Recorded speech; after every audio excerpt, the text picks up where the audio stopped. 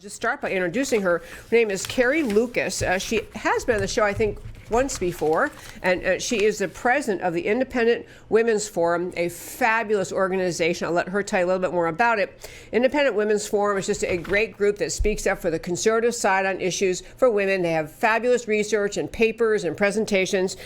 She's also the author of a new book coming out called Checking Progressive Privilege. And Independent Women's Forum also recently did a Prager video. So we're going to hit those three things with Carrie Lukas. I believe we have her online. Hi, Carrie. Hi, thank you so much for having me on. So glad to have you. Welcome to America Can We Talk. So if you could, I'd love to have you. I love your organization. Could you just take like a minute and tell our listeners about Independent Women's Forum, what they're all about? Sure. Well, I really appreciated your description of us.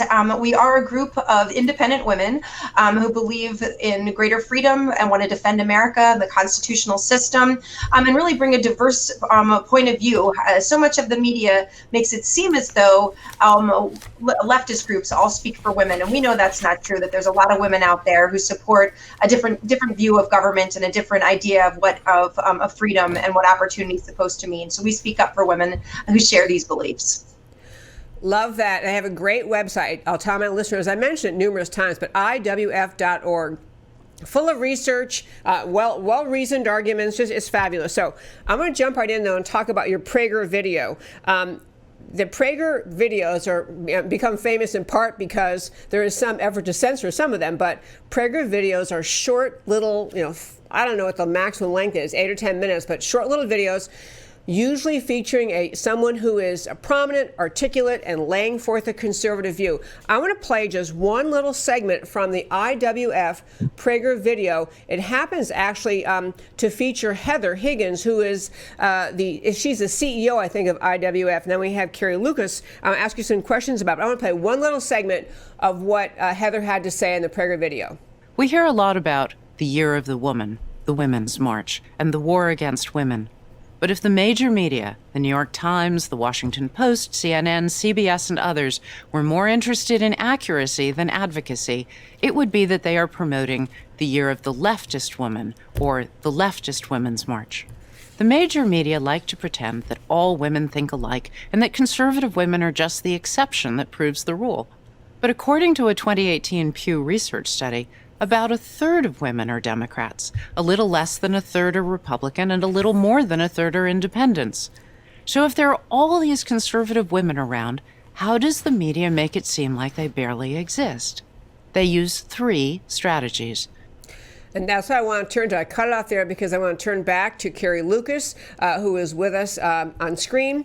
It was a great video, great Prager video, and Heather Higgins went through the ways in which the media tries to portray the impression that American women pretty much are leftist, pretty much buy into left-wing viewpoint. So first, a general question. How does that hurt anything? What difference does it make, as how you see things, Carrie, that the media tends to portray women as mostly leftist?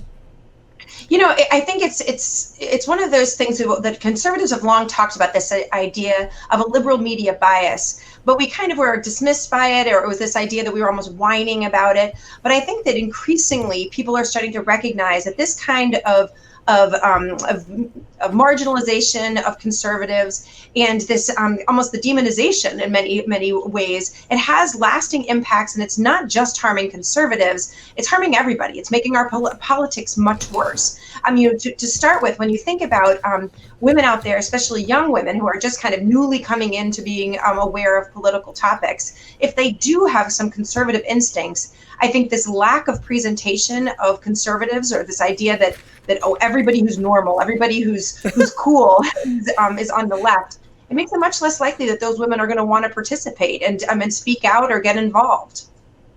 That is so true. And I've made this point before about how, if you're not paying attention to politics much and you see women portrayed that way, you can actually begin to doubt your own thinking. You're thinking, well, gee, maybe they know something I don't, because look at all these women, supposedly everyone thinks X. Why do I think Y? And it causes you to doubt yourself. Do you think that's true? Oh, absolutely. Absolutely. And it's funny because I think you think about last year, and there was all this discussion about what a great year it was for women running for office. And then if you look at it, they would say, oh, but it's just women on the left.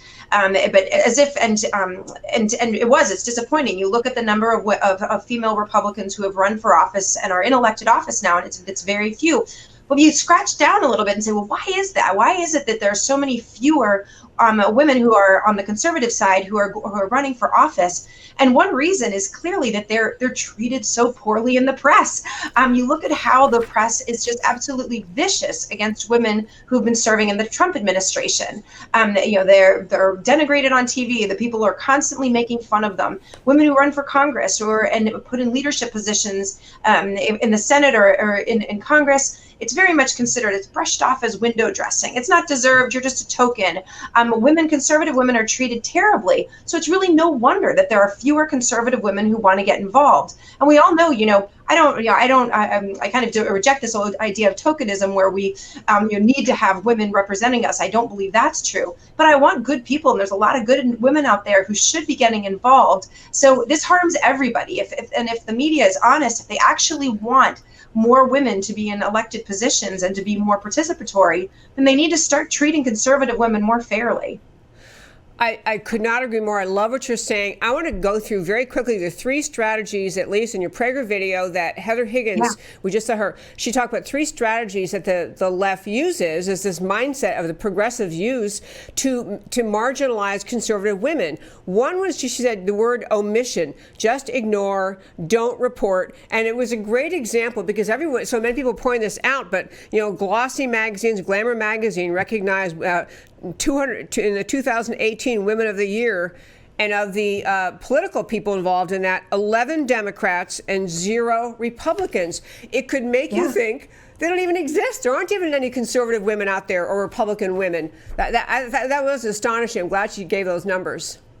Yeah, oh, absolutely. And it really is interesting. If you look at all of the stories that were coming out around the election, you would see featured pictures of all these women on the left, and you would never see the story of someone like Marsha Blackburn, who was the first female senator from Tennessee. But she's she doesn't ever make the news.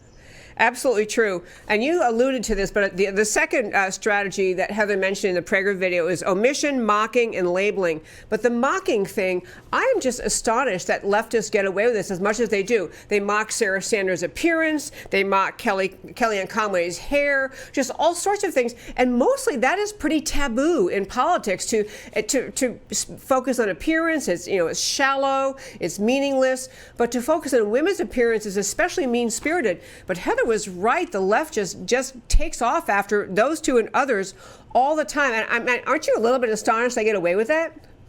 Oh, absolutely. I do think it's one of those, and I'm hopeful. This is the kind of thing I think if we can talk about it more, I think that there are people, honest people on the left, who would say, you know what, that's really not appropriate. You can, obviously we want women to be held to a high standard and their performance discussed, but the way that they have just been so vicious, and you're right that some of the people, they obviously have a particular loathing for people associated with President Trump, but it also happens to women who are serving in Congress, members of Congress who are belittled. You think about the treatment of Sarah Palin and Mia Love, like there's a lot of times that they're just dismissed in ways that you would never see happen to the left, and it's really just not fair. It isn't fair, and it really isn't fair, not just to those women, but to other conservative women, and really to the whole political process. We say we love robust debate and everyone involved, we're going to have conversations, but the very subtle mockery, it can make a lot of women think, I'm not doing that. Third one she said, we were talking about is labeling, and I was so glad Heather made reference to this one example because I'd noticed it too, but this stereotyping women who are outspoken as conservative or vote for President Trump. It was Barbara Streisand who made some comment about, well, these women voting for President Trump, they just probably do what their husbands told them to do. It's so insulting. It's like we don't have an intellect and think for ourselves. It's funny because it's trafficking in the worst stereotypes about women, and I think as somebody who has spent almost 2 decades now working in the conservative movement, you often hear things as a conservative female that says, oh, you're self-hating, you must be a racist, a misogynist, and it's one of those things that obviously some of us who are strong in our beliefs are ready to fight and to kind of fight back on that. But a lot of women out there who haven't been as involved or just getting started in politics, that stuff will make you want to leave. Why? Who needs it? Who would want to be face those kinds of attacks? A lot of good women who want to get involved in politics say, I don't want to have somebody called a racist. I don't want to be called these names or labeled in those ways. So it's really meant to silence women. And the only thing, this is why we have got to talk about this, encourage other women out there to say, it's okay to come forward. You should be proud of your beliefs and willing to speak your mind. It doesn't mean you're a bad person. We shouldn't have to say that, but it's needed. It's really needed out there. It sure is. And closing out this little portion of our discussion related to the video that is, again, a Prager video. You can find it at IWF.org. It's also on our website, AmericaCanWeTalk.org. On the homepage, under shows, go down, list of links. I put a link up there. I'm going to also post it on our Facebook page later. I urge you to listen to it, because I think what you'll do when you listen to it is you'll start to realize some things that you read, or even going forward, you realize you'll catch things more, realize, wow, that's not really fair what they just did. You'll catch what the media is doing. And it's really important. I think it's one way to make them stop is to have it called out. But Carrie Lukas, I want to turn to your next book. You have a new book out, or I think I have maybe a little bit of an advanced copy. It's out July 23rd, but it's called Checking Progressive Privilege. And first, let me commend you on your writing. It's really, really clear, which is extremely valuable when you're talking about politics. It's very, very good. But on the subject of progressive privilege, I love the idea of lining up this, it segues well from the Prager video, lining up our understanding of how conservative values are demeaned, diminished, mocked in our society. And you do it well by saying, look at what we've come to recognize with respect to white privilege and other ways that the left is agreeing these forms of privilege exist, and saying, yeah, actually it's the same thing with progressive privilege. Would you kind of just talk about that, like what your point is?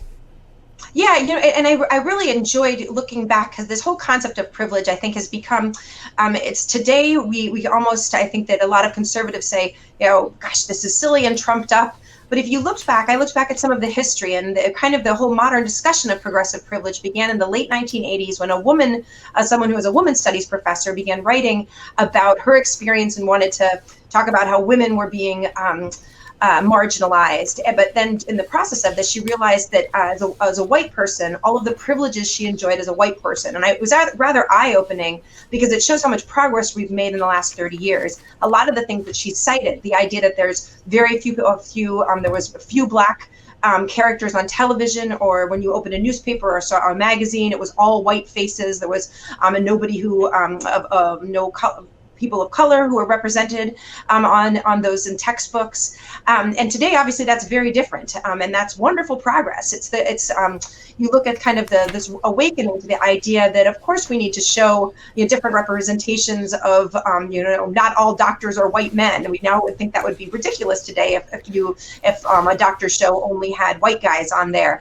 But 30 years ago, that was something that really was a problem, and was creating burdens for people, or changing our perceptions of what's normal and who is good. And so anyway, so as I kind of studied this, I thought, well, wow, this is exactly, if you turn on a television today, and it doesn't even have to be the news, if you turn on just any kind of silly drama or comedy show, you're very likely to see conservatives denigrated and progressives elevated and glorified.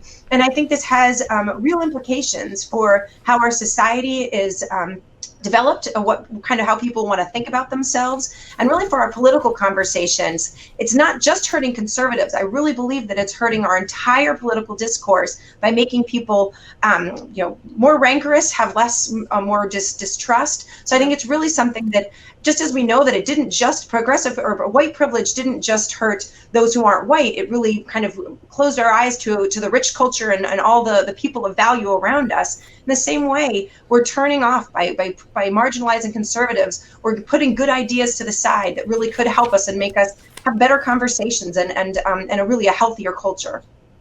This pervasive, what you're describing, progressive privilege, is really pervasive in our society. At the beginning of your book, you make just a very brief list. You're saying this phenomenon, progressive privilege, pervades art, music, fashion, entertainment, as well as news and political culture. It is, as my dad used to love to say, no truer words were ever spoken. I mean, there is really just an abundance, once you open your eyes to it, just an overwhelming pressure, a tsunami of presentation in American culture, day to day, throughout your day, throughout your life, that the progressive viewpoint on any topic is the normal way to think. It is the way enlightened people think. It is the way real people think. It's the way most people think. So the few who want to say, well, I'm not sure, I think I might disagree, you feel like you're pushing against kicking against the pricks. You're fighting is very, very hard to do, because the truth is, it's an overwhelming presentation. You actually gave a great list in your book, and I'll just mention a couple of them, then you can comment on them. One, you talked about how progressive privilege is evident in the way, as we mentioned a moment ago, like Glamour, women's magazines. You just expect to see female leaders of progressive causes as positive and aspirational. You don't even think you're going to see leaders of the conservative side in any way in mainstream magazines. Maybe you want to elaborate on that one first, because I was going to run through several on your list. Sure. Yeah, it is. It's one of those things that you always see. It's the airbrush, the beautiful photos, of conservative or of progressive leaders looking like people you want to be, which is absolutely the message that is being pushed by Cosmo and Vogue and Glamour. And you would never see a similar presentation of a conservative leader. It just wouldn't happen. I think this has a big impact on young women and on our political culture. And on a more substantive note, I couldn't agree more, Carrie. On a more substantive note, though, it's really interesting how, because progressivism has kind of tried to lay down the rule that progressive views are the enlightened, the normal, the majority, they are what truth is, and so conservative views are not. What ends up happening is you have this feeling, like you mentioned here, when I participate in an apolitical social event, I expect people to make fun of members of my party. When I attend a social event, I recognize it'd be inappropriate or considered socially awkward to bring up my political beliefs. That is true every day in this country, all over the country, and it really is. I'm glad you wrote about it and talked about it and said, because it makes people reading and think, yeah, I feel that way. It was very, very powerful for you to lay that out. Well, thank you. And I think that it's interesting because obviously with the Trump presidency, a lot of these things are now magnified. It's much more, the left has been much freer in really making people feel, reticent. You would know it's often considered embarrassing if you wanted to say something positive about the president or the administration or the Republican Party generally. But it's really something that's happened for a long time. And I think that's because the left has succeeded in trying to push these labels on conservative women as being kind of throwbacks and anti-working women or having some kind of Stepford wife quality, and then also just the Republican Party more broadly as being racist, homophobic, sexist. And so it really has it's changed, and it's really not fair, and it makes people feel, I feel like it makes conservatives feel unfairly treated, and it really makes them hunger for somebody like a Donald Trump who is going to come and fight, has an appearance of fighting back on their behalf.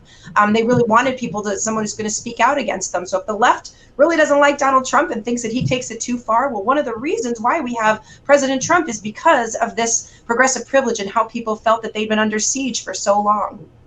I just could not agree more. This is a very important book you wrote, and I noticed it's going to be out through Encounter Books. Is the publisher, is that right? Okay. But yes, it sure is. Okay, but people can get it on... Yeah, and you can get it on Amazon. You can come see us at IWF.org. And I should mention, it's really short. It's only about 50. It's less than about 50 pages. It's a real quick read, or really a booklet. It's only about $6 on Amazon. So please come check it out. It's and we also have on IWF.org. We're having a list of examples of progressive privilege that we see just in our everyday life. Again, the next time you open a women's magazine, you're going to see one yourself. If you turn on a Netflix show, you're probably going to say, oh gosh, another guy who's a cartoonish conservative who turns out to be the bad guy or the evil racist who's immoral and hiding things. You see that so frequently. The latest awards show where you're going to have another lecture from a leftist on politics, but on something that's supposed to be apolitical. All those examples of progressive privilege you're going to be able to see at IWF.org, and we welcome your feedback. We're going to have a place where you can offer some examples that you find around you.